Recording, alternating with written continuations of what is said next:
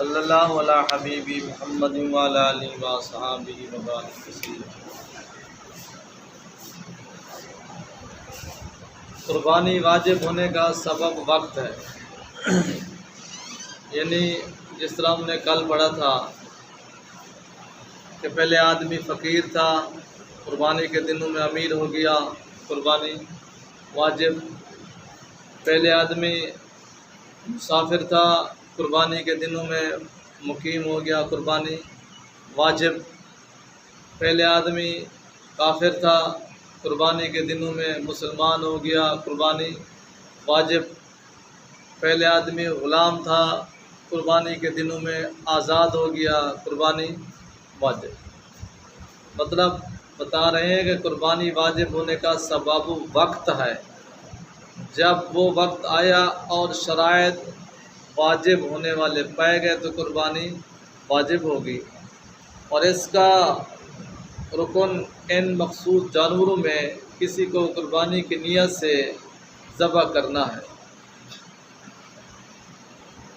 ایک خاص جانور کو خاص نیت سے خاص دنوں میں قربانی پنا ذبح کرنا، یہ قربانی کہلاتا ہے۔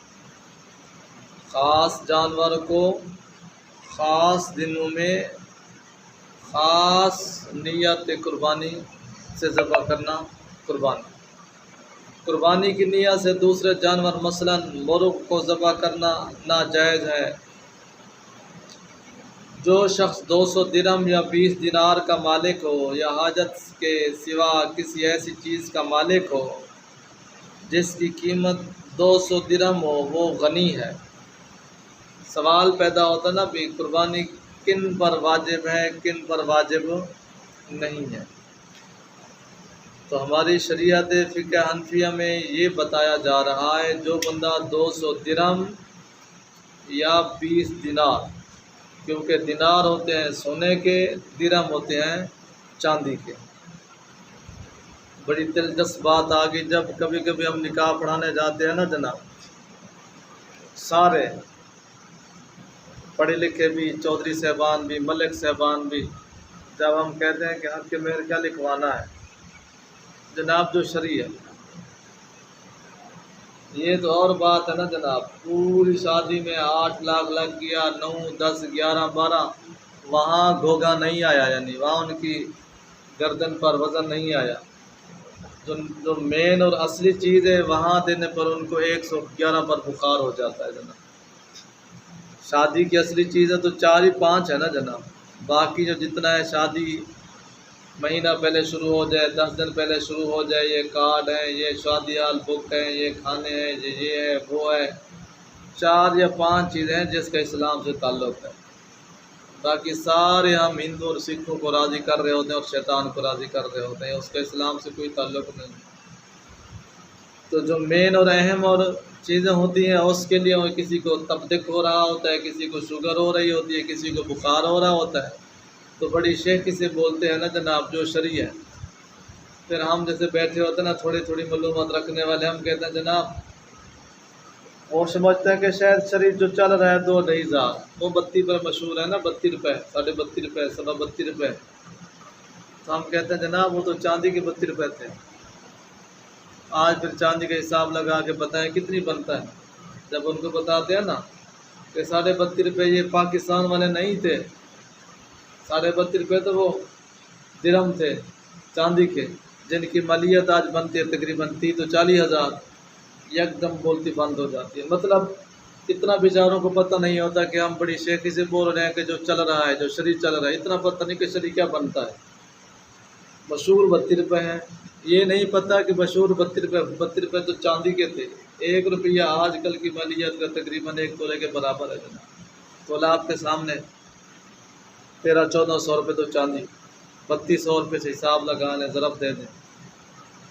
تو جناب عرض کرنے کا یہ ساری ڈیٹیل آپ کو عرض کرنے کا مطلب یہ 200 درہم یہ چاندی کے، درہم چاندی کا ہوتا ہے، دینار سونے کا ہوتا ہے، ٹھیک ہے جناب۔ اگر وہ بندہ اتنا ایک مالک ہے تو وہ بندہ کیا ہے؟ غنی ہے، اس پر قربانی کیا ہے؟ واجب ہے۔ حاجت سے مراد رہنے کا مکان اور خانہ داری کے سامان جن کی حاجت ہو، اور سواری کا جانور اور خادم اور پہننے کے کپڑے، ان کے سوا جو چیزیں ہوں وہ حاجت سے زائد ہیں۔ اور بندے کے لیے رہنے کے لیے مکان تو اس کے لیے دو ضرورت ہے، فار ایگزامپل ایک کچن خانہ ہو گیا تو ایک اس کا مکان ہو گیا۔ مکان اب اس کے اچھے سارے رہنے کے تو نہیں ہے نا جناب۔ ایسے ہی گھوڑا آج کل کم از کم اچھی نسل کا گھوڑا جو ہے نا جناب 2-2.5 لاکھ تو معمولی چیز ہے۔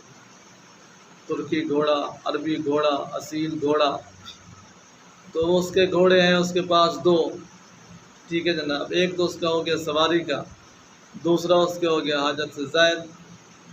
ایسے ہی ہم لوگ جو لاکھوں کا فرنیچر مالیت خواہ مخواہ کا رکھ دیتے ہیں، مہمان کو نیچے بھی بٹھا سکتے ہیں، منجوں پر بھی بٹھا سکتے ہیں، فرنیچر جناب 2 لاکھ کا 2.5 لاکھ کا وہ بون ہو کر پیا ہے۔ جب قربانی کا وقت ہے تو وہ کہتا ہے جناب میں غریب ہوں۔ ما حاصل جو چیزیں ہمارے ضرورت سے زائد ہیں، ایکسٹرا ہیں، وہ ہماری مالیت سے زیادہ ہے، لہذا اس بندے پر قربانی کیا ہے؟ واجب ہے۔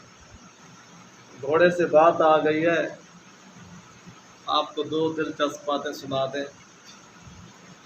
ابھی ہم نے دیکھا تو نہیں، سننے میں آیا مسند دوستوں سے کہ حضور سلطان بہت سے رحمۃ اللہ تعالیٰ کی جہاں مزار شریف ہے نا، یہ جماعت ہے نا ایک آپ کی اصلاحی تنظیم العارف ہے، ان کا آستانہ بڑے آستانے سے چھوٹے سے ہٹ کر ہے، بڑی دربار شریف ہے نا جہاں حضور سلطان بہت سے رحمۃ اللہ یہ بھی آپ کی اولادی ہیں، تو یہ یوں سمجھیں کہ بڑی مزار شریف سے اتنا ایک ہٹ کر ہے جتنا ایک آپ کا CFC ہے، جیسے کچھ زیادہ،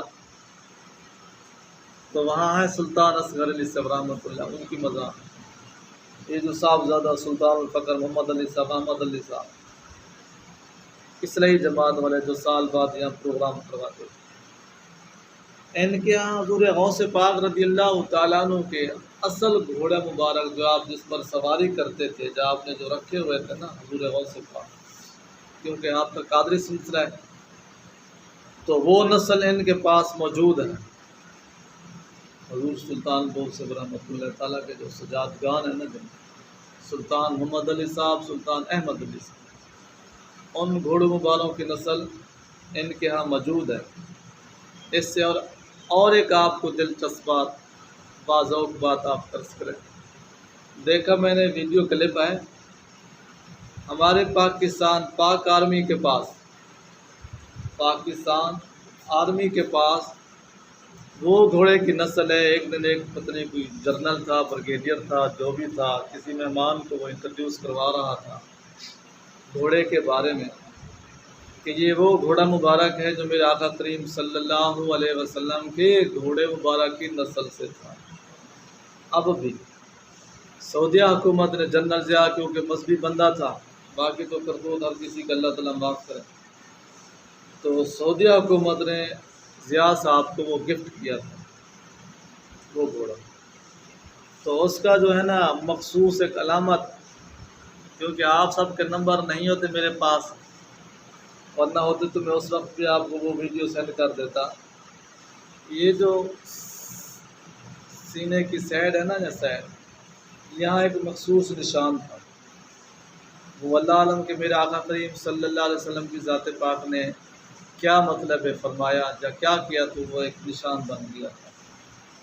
تو وہ وہی مخصوص انداز میں، یعنی عام حالت میں پتہ تو نہیں چلتا تھا، جب گھوڑے کو سیدھا کیا جاتا تھا تو وہ پھر جہاں کا جو نشان تھا نا آرمی والا، وہ بڑا جو افسر تھا، وہ پھر اس کو سیدھا کر کے دکھا رہا تھا اور خوش آ رہا تھا، کیونکہ ہمارے جہاں آرمی کے پاس ایٹمی ہتھیار ہیں تو وہاں آپ کو معلوم ہے کہ گھوڑے بھی ہیں ہمارے، جہاں گھوڑوں سے کام آنا ہوتا ہے، ایسی جگہ جہاں مطلب فوج کی گاڑیاں نہیں جا سکتی، فوج کی سواریاں نہیں جا سکتی، وہاں پھر وہ گھوڑے آرمی کے پاس پتہ نہیں کتنے سینکڑوں کی تعداد میں گھوڑے بھی ہیں جناب، یہ بھی آپ کو معلوم ہونا چاہیے، اور گھوڑے بھی تربیت یافتہ ہیں۔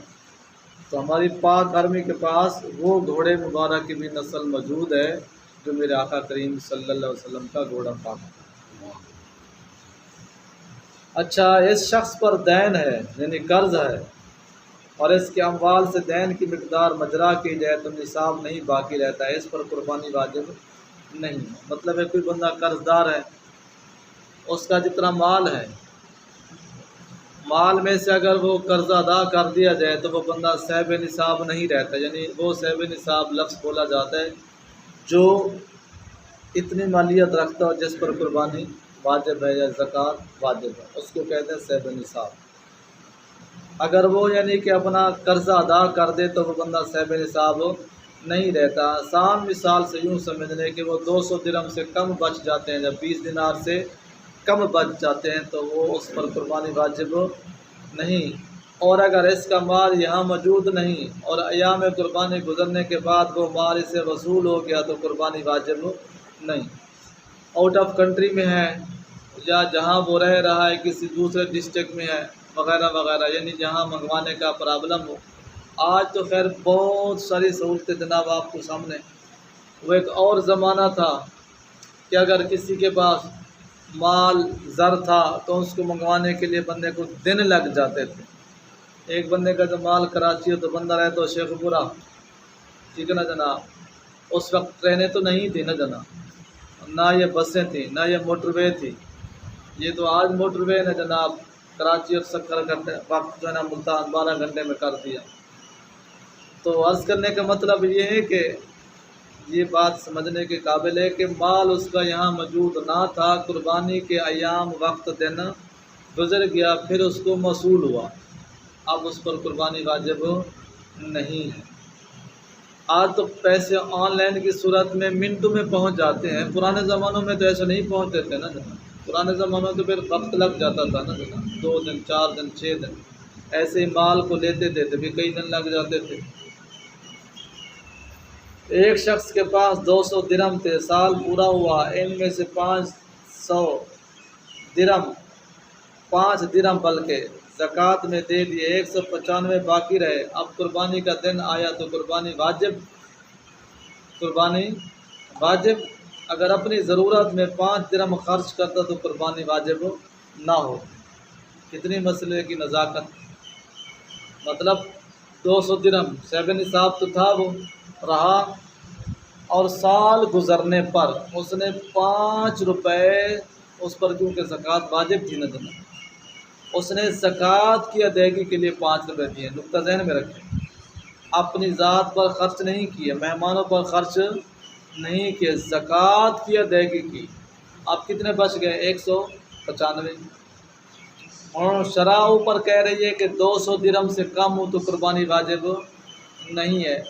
اب اصول تو وہی ہے، گنتی وہی ہے کہ اب اس کے مطابق تو 195 بچ کے قربانی واجب نہیں ہونی چاہیے تھی، لیکن نقطہ جو سمجھنے والا ہے، آپ کے ذہن میں رکھنے اور رکھوانے والا ہے، وہ یہ ہے کہ اس نے زکوٰۃ ادا کی ہے، یعنی اللہ رب العزت کے حکم کی تعمیل کی ہے، جس کی وجہ سے اب اس پر قربانی واجب ہے۔ گو کہ اس کے پاس درہم 195 ہو جائیں گے، مالیت سے کم ہے، لیکن وہ جو اس نے خرچ کی ہے وہ زکوٰۃ کی ادائیگی میں کی ہے، اپنی ذات پر نہیں کیا۔ اپنی ذات پر کرتا تو پھر اس پر قربانی واجب نہ ہو۔